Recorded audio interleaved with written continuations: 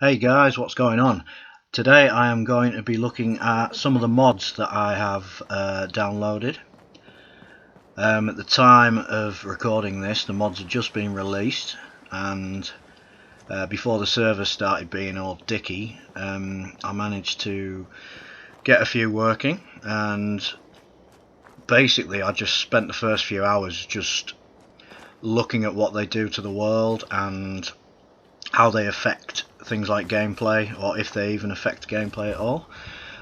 So the first one that I wanted to try out was one that I was very excited about, which changes the look of the world, and it is called Spring in the Commonwealth, or Springtime in the Commonwealth. And as you can see, it adds some much needed greenery to the wasteland, and I think it looks lovely. It's not overdoing it.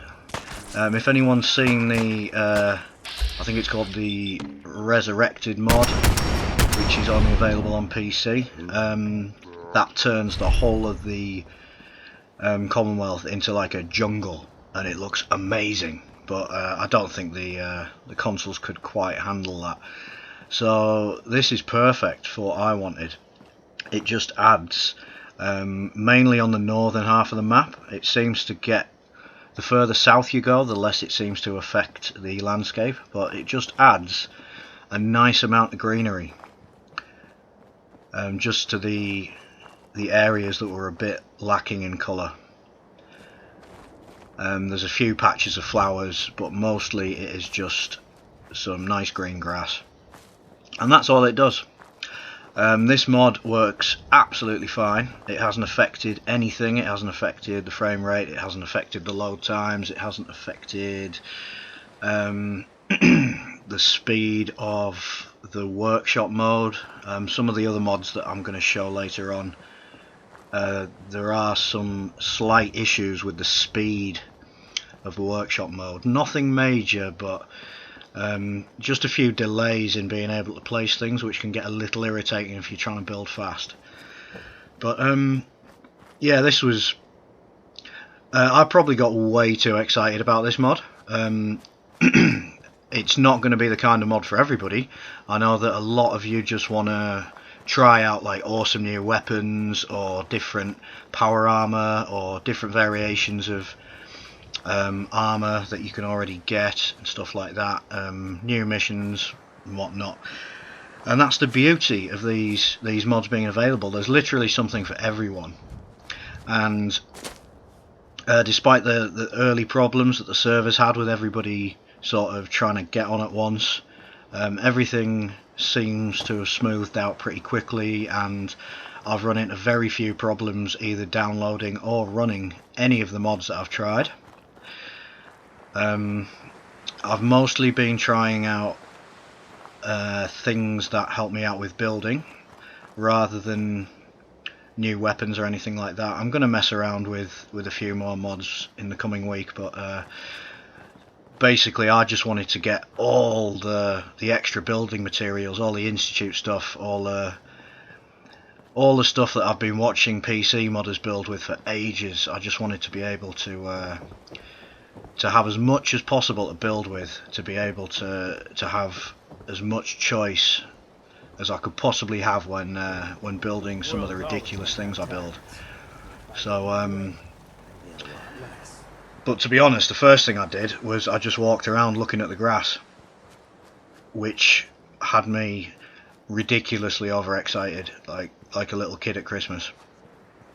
Like, this is all I did for like an hour. I just walked around the map.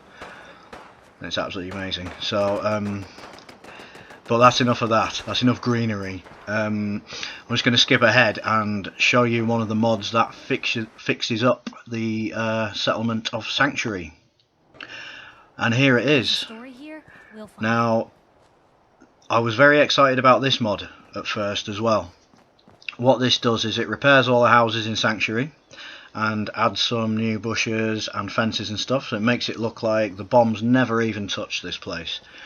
This was something I was interested in keeping at first, but I have, at this point, I have removed it and I've no plans to use it again, and I will show you why very shortly.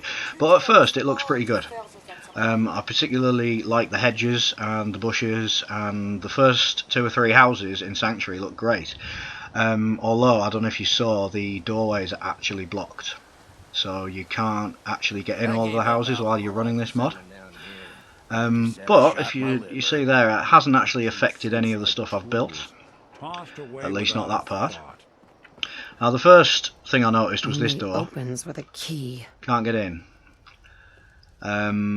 Now I'm sure there's a key for that somewhere, but that was the first little thing that put me off. Now, crop's been growing pretty good lately. of course, all these metal walls here were put in by the mod creator. You can actually remove some of the stuff, so we'll take those walls out and just have a look in here. Now you can see the just get rid of this power armor station as well. Never did understand why the hell. Now you can see the floor is glitching a little bit there. That is obviously something that is going to happen with graphical mods. It is a little bit on the annoying side. Of course, dog meat will not get out of the way when I want to look around the house, but never mind, we'll just have a look a bit further down the road. Now you can see the house to the right of me. We'll have a look at it again in a second. I'm just going to say hi to McCready because he looks lonely. See, it's nice in this house. It's fixed all the walls.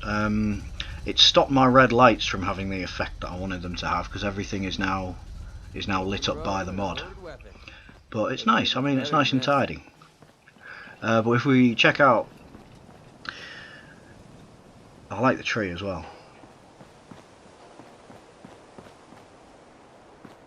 So yeah, this house here, you can see that the mod is causing 1 or 2 graphical issues, and again the front door's blocked, so you can't go in the house.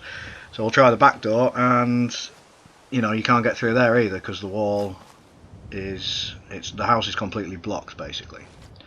So it's initially quite a nice mod, but it didn't. I quickly lost my enthusiasm for this mod and decided to get rid of it because of the graphical issues and the fact that you can't get in all the houses anymore, and it did spoil the lighting for me. So we will crack on to the mod that I still am most excited about, and that is the Vault 98 standalone settlement. Now this adds a new location, which is a vault, which is based off the same vault design as Vault 81, and it is located right here. I forgot what this place is called, but I will show you it on the map. You can see right there. So we're just above Fallon's department store, and there's Sanctuary up in the top left corner. So you come down here, you discover this place,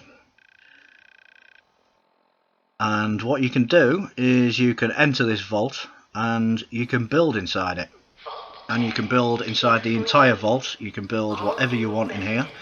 Oh, hello. Now this is what happens when you fill this place with settlers.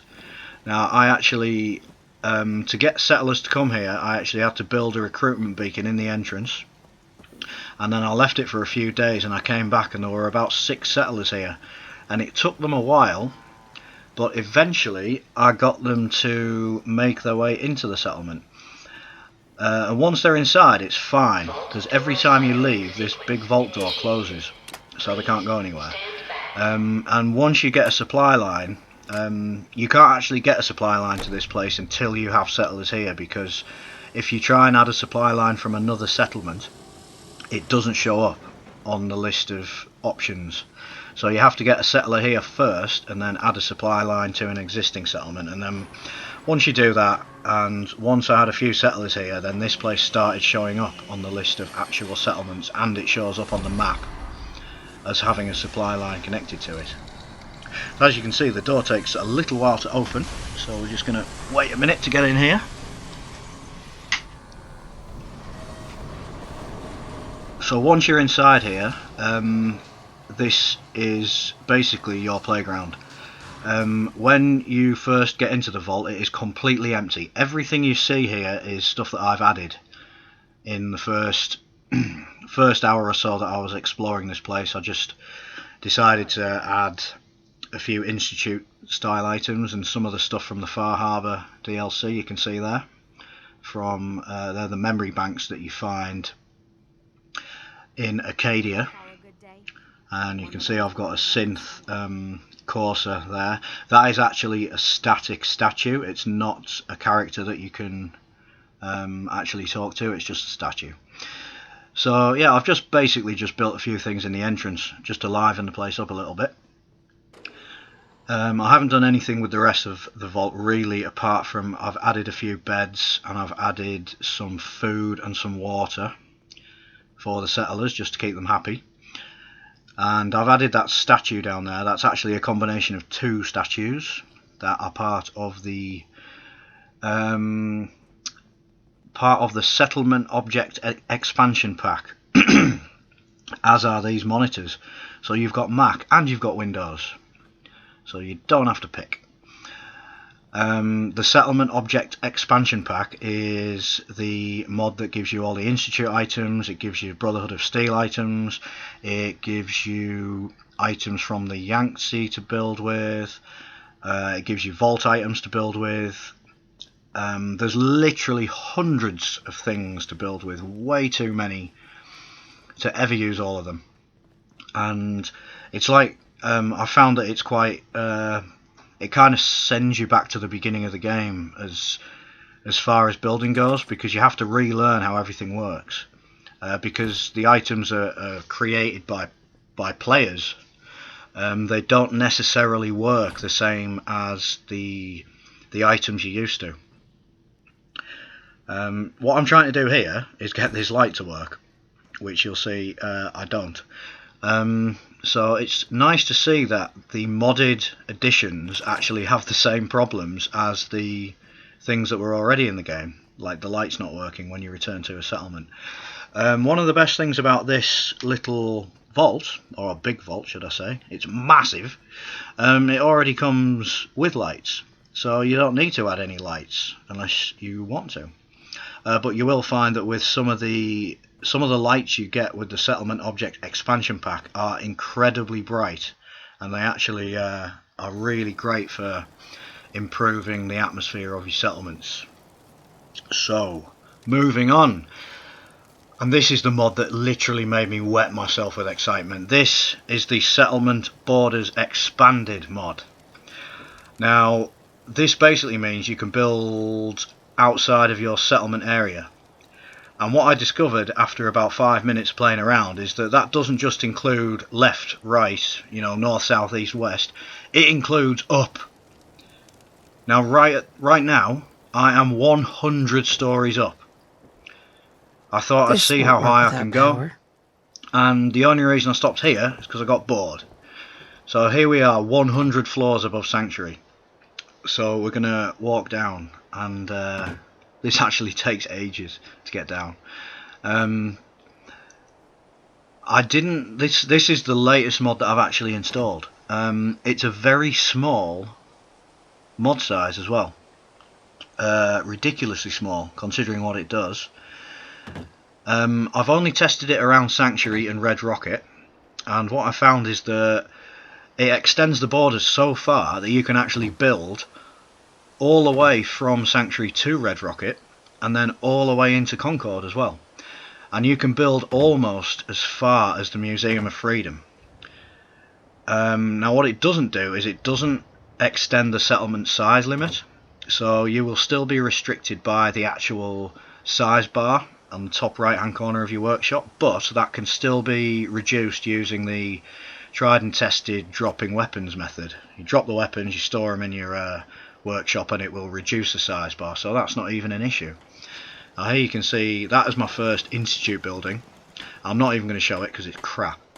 I had a real hard time trying to get the Institute items to snap together properly. I got it eventually, but it's a lot of trial and error involved. So, right, I've been rambling on about mods that really excited me way too much for about 15 minutes now, so I'm going to end this video.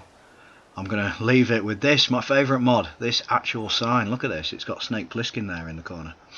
So thanks for watching, and I will be doing more mod videos if you are interested.